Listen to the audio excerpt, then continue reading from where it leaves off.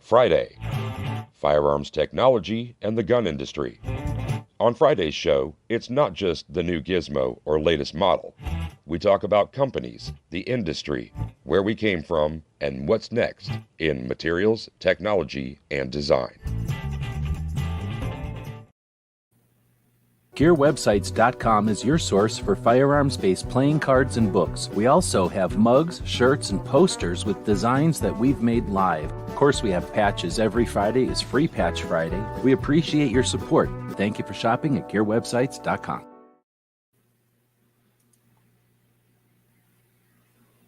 Hey, welcome everybody. If anybody shows up today for the weekly wrap-up. Just filling out the poll here so everybody can put their opinion in on how they thought the week was for 2A. There you go. So each week we take a look at what's been going on that is content created that is focused on what our Second Amendment protects. And we accumulate that in the description of this video each week. And this week, we normally do this on Friday evening. This week we had to push it till Saturday afternoon, so it kind of bumped our other show out of the way. And Mike's out there. Welcome. So if anybody shows up, this is an interactive show. We leave about a quarter to a third of the screen here for the comments, so feel free to be part of the show. We started out with that this is episode 1300 of our Daily Gun Show. So we wanted to do this yesterday, but didn't have a chance to. So pretty good milestone, 1,300 episodes. And we did that on May 13th, or it would have been on May 13th. Let's see. So we dig in and we start this thing up, this video up each week towards the beginning of the week, and then add to the description throughout the week, and then summarize it here on the end of the week. So you end up having the things that happen towards the beginning of the week have a tendency to be at the top of the list. But it's also some of my favorite stuff. So the Locked and Loaded Latinos is on Sundays. And this week they were on again and talked about kind of news of the day. And I didn't leave any notes. So when I leave notes, I can be more informative about what the shows were about. But definitely worth checking out. They're at 700 subscribers now, so pretty soon they'll be at the 1,000 mark. On Saturdays, Suicide Prevention Saturday is a project that Brooke Cheney does to raise awareness of 2 out of every 3 deaths that are from a firearm are from suicide. They use those numbers against us and suggest that our property is responsible for that or somehow creating that situation. So to have more effective conversations and debates with people who oppose the property that we own, Brooke offers each Saturday. So later on today, I'm going to get my dog. She's being weird. Come in here. You can get tips and tricks and ideas for how to have those better effective communications with people. Next, we have a video from the Machine Gun Nest, which is a gun shop in Maryland. They're focusing on a 500% increase in the revocations of FFLs by the ATF. So one of the things that people misunderstand is the Gun Owners Protection Act, which included the Hughes Amendment. So the Gun Owners Protection Act always pretty much universally gets thrown under the bus as some sort of bad thing, when in reality, in 1968, the Gun Control Act really restricted FFLs and put a lot of onerous obligations on those with the FFL license. What's happening now with the last couple of rule changes inside the Bureau and the way that they've decided to enforce those, they've basically been sticklers and to every little rule, and then taking people's licenses where in the past they'd be more like willing to work with a new person, for example, or somebody who had something happen to them for the first time they encountered the situation, gave them a little slack. That's not, I guess, needed or necessary, they say. So they're just going straight to taking back their FFL. Of course, they get to act like all of those people were not following the rules. But if it's using an old abbreviation for the state, for example, using a capital F and a lowercase LA for Florida, the old abbreviation for the state of Florida, instead of the capital F and the capital L, I guess now,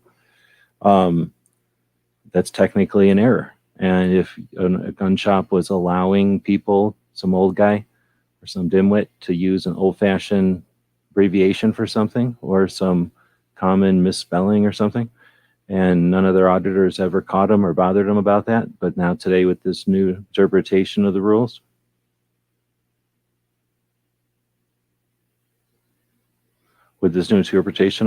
they're going to shut the shop down for something like that. When we see a 500% increase, is that for all this time, there's that many FFLs have been going unregulated with the amount of audits and everything else they do, or is it more likely that they've retuned? I got to go see what this dog's doing.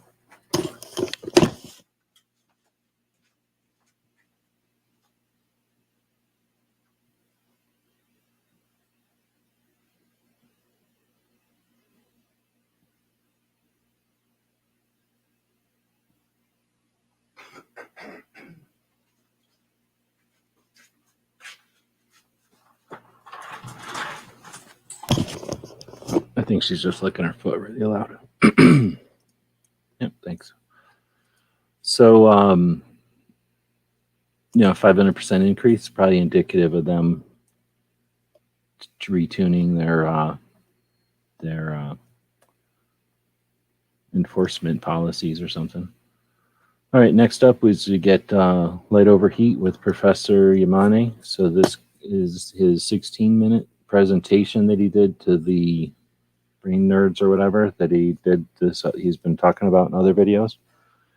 So I gave him a whole bunch of stuff. I could go on and on about this thing. So he showed the presentation that he gave, which kind of alludes to his whole concept of gun culture 2.0 in more depth. But I definitely don't agree with him. I mean, it's a way to look at it, but it's like saying, I don't know, it's just a really vague or really binary way of looking at all gun ownership.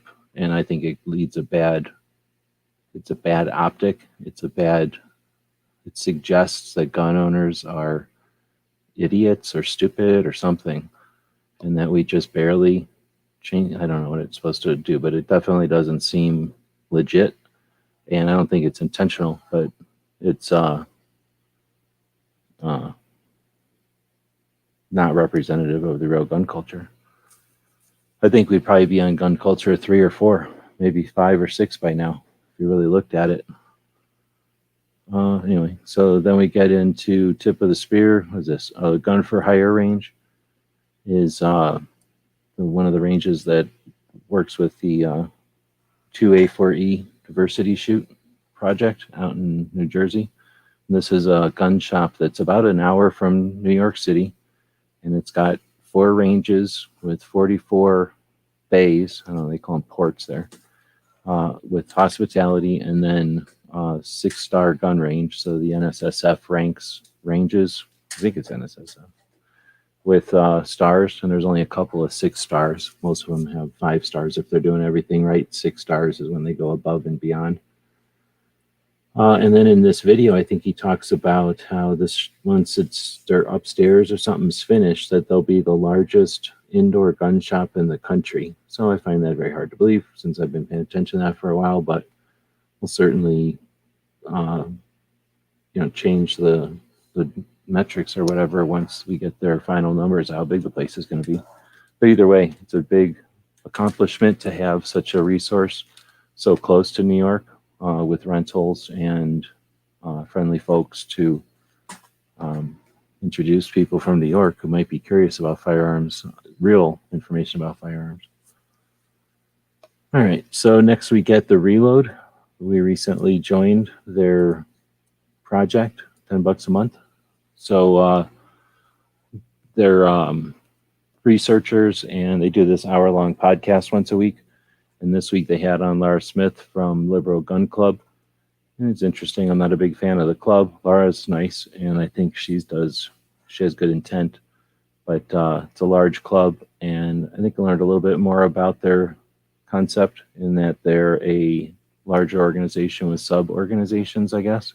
You can listen to it if you want. And then there was some stuff at the end of that. They usually talk to their guest for like the first 40 minutes or half an hour, and then they do their own thing on the Reload.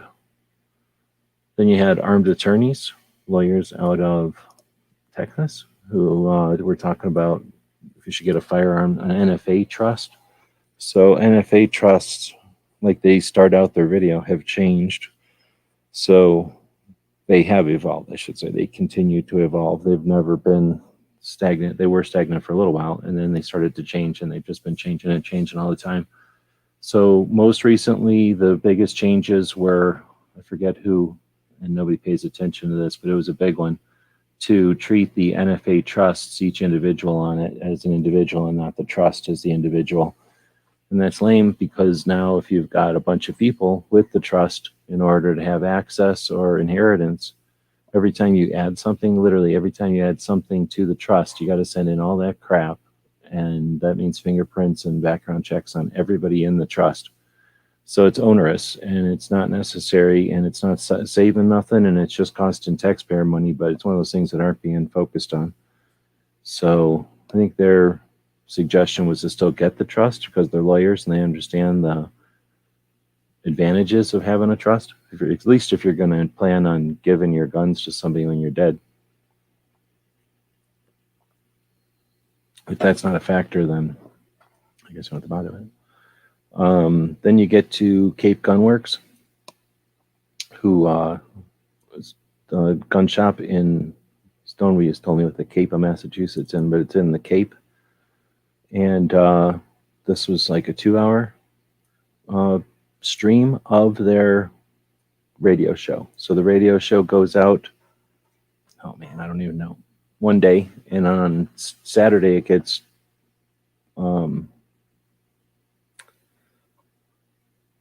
what's that called? Syndicated to Tucson. So I listened to the first hour of that Wednesday show again this morning on the radio. But it gets streamed on Wednesday live as they record it, and then they're watching the comments as people are chatting live. They respond to the ones that are interesting or whatever. And they've got segments and pretty decent show, so I watch it. They also have RapidFire is the name of the show. They have this they have the RapidFire is from the idea of, damn it, I'm trying not to say and now I can't not think of saying all the dang time. So they're see, RapidFire is the portion of the show where people call in and ask questions, and Toby answers them quickly, and they'll get through quite a few during those segments. And I think that's what they started. The whole radio show concept was being a guest on other shows, if I remember right. And it was called RapidFire because people would just call in and ask these questions, and they would address them quickly, effectively, or efficiently. And they kept the name. Then you get Santee did a show about, well, it was basically just a chat, but it looks like she's about to quit doing her channel. So if that's the case, get used to channels with a lot of potential and a lot of effort being put into them stopping. These aren't companies. These aren't obligations that anybody has. So I assume if you don't get enough positive reinforcement or engagement with your effort and time spent, then at least compared to the amount of negative, then they're going to quit. bothers me when people put up I'm going to quit videos, but what are you going to do? Everybody's going to do their own thing, and trends and tastes and things change. So maybe that's going to be a trend here, but hopefully we'll see people not get forced into leaving or decide to leave or whatever's happening there. All right, so then we get Eye on the Target Radio, Polite Society podcast, and I'm not sure why I put this one in here, so I didn't leave any notes this week. Normally I'll put some notes in here. You got Foss doing his overnight show this week. I think I fell asleep for most of it, but they didn't really talk about anti-gun companies too much, I don't think. They ended up talking about just some other stuff. Mostly two-way focus, if I remember right, though. I went back and watched it after.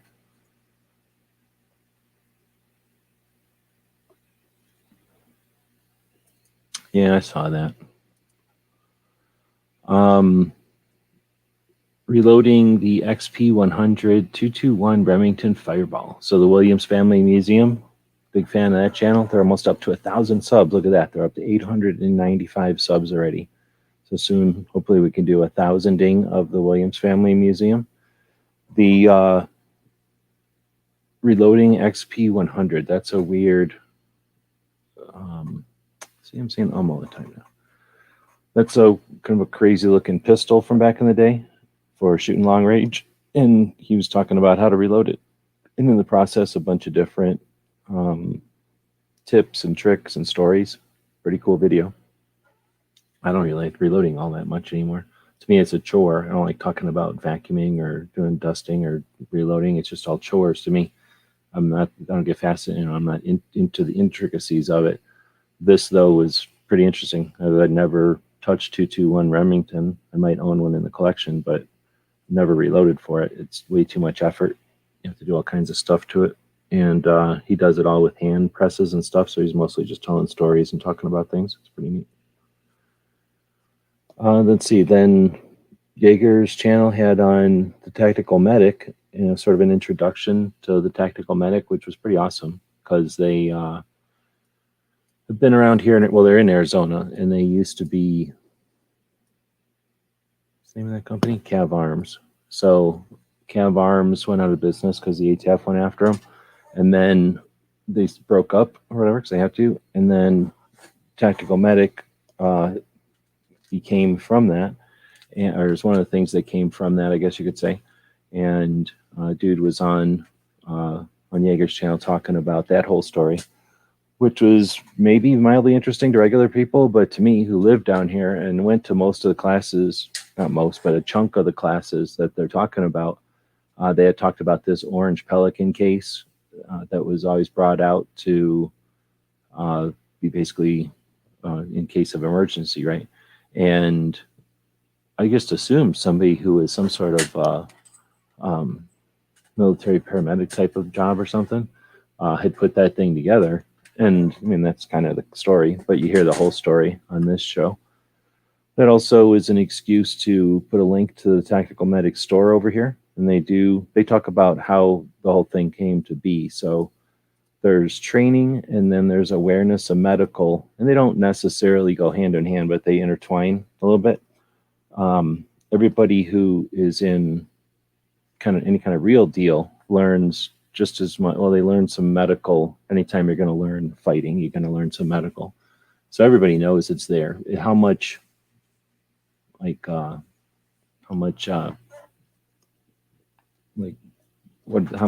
give that when they're out and they're training people kind of is up to grab. Some people ignore first aid completely. Some people mention it, and some people incorporate it into the whole thing. One of the things I like about Jaeger stuff is that it's more practical and realistic than some of the other things that are options that are out there or were out there. And they started applying medical to it from the beginning. And in this interview, they talk a little bit about why.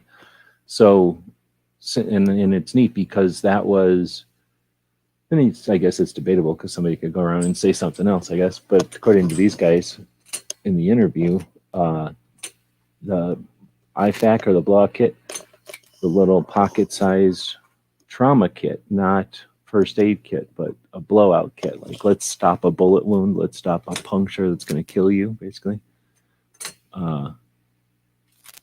You can live without air for a moment or two. You can live without blood for a little while, and you can live without everything else for a while. So blood's pretty important. You're not going to make somebody an airway again with anything you can carry, but you can certainly stop bleeding with things you can carry, tourniquets and bandages and things.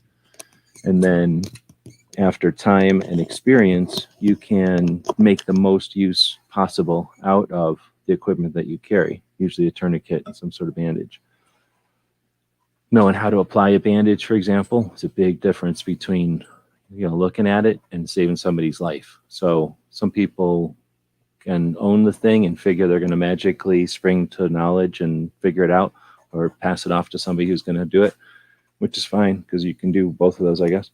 But some places incorporate the medical into the training and have separate whole tech medical classes, and that's sort of where tactical medic comes in. So Jaeger started suggesting medical kits to everybody back in the day, and then people started to try to source them. You couldn't, because back in the day, literally, this is late 90s, there wasn't options. There was not really an internet yet, and what little there was still pretty much just catalogs on the internet. So you had catalogs back then, and then to order anything from like a paramedic catalog, you had to be a doctor or a paramedic. And so you couldn't order a lot of stuff. You could order some things, but not everything. And that was a frustrating thing for everybody. And you couldn't get, the normal issue with, if you go to buy 4 things at the store, it's not the same as if somebody goes and buy 400 things, gets a better rate, and then sells them cheap because they're not trying to make a big cut. And that's where this, I think it sounds like that's where Tactical Medic came in, as they were exploring ways to get a trauma kit that you could carry around and have the gear people wanted without a massive, markup on it.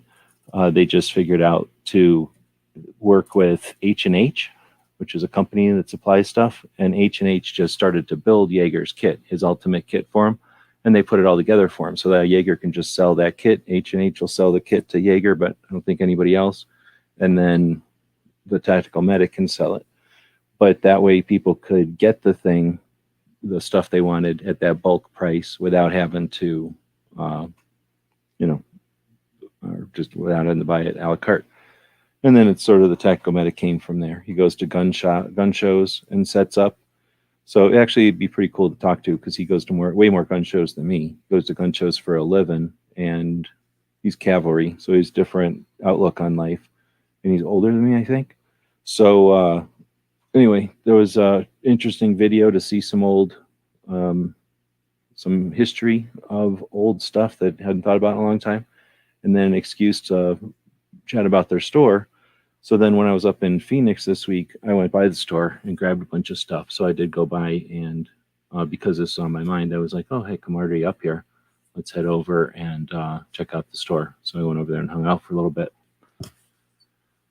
Oh, and then we got the 2A on Instagram. Oh, this went by pretty quick. We're only 20 minutes in, so we're going to go take a look at Instagram, I guess. So that's the week in YouTube. I've been doing other things. Stuff happened this week, so I wasn't watching as much stuff, but I don't think I missed too much more than some hype about specific news. And it's getting, I don't know about y'all, but it's getting awfully tedious to watch 7 minutes worth of video to find out a bit of information that I'm looking for, a kernel of information.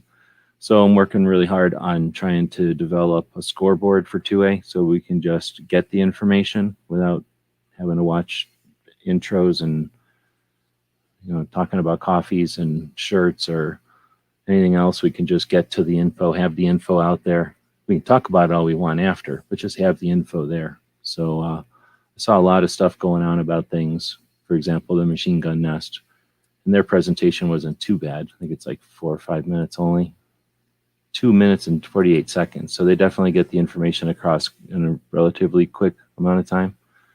But Oh, I guess that this is a link to a video I did on going over to Instagram. So you know what? I think that's probably what I'm going to do. We'll just make this one short today, and I'll just make another video on Sunday with Instagram. I think that's what I normally was trying to do.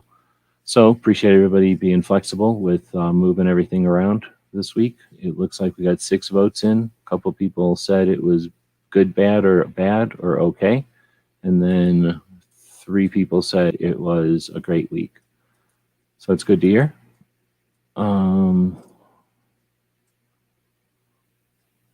No, just literally a scoreboard that's just always there.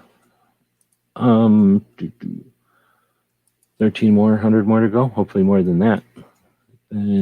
But yep, thanks. I have 2 IFACs now, car and range bag. Really could have used one after assisting the traffic accident last summer. Has much more later did. How many drawers left? Oh, I don't know.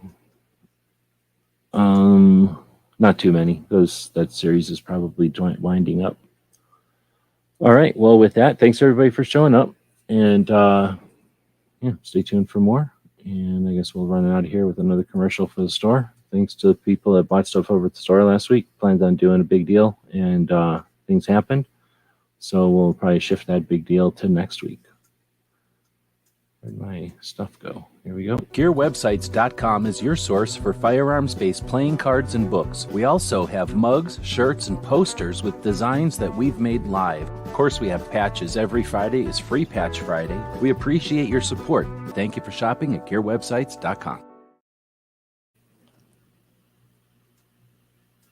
So let us know what you think. We'll be watching the comments wherever you find the video, over on gunstreamer.com or on guntube.org. Thank you for supporting our projects. If you'd like to buy us a cup of coffee, check out our Patreon channel.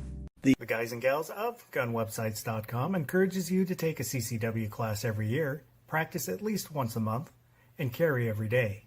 Thank you for watching GunWebsites.com.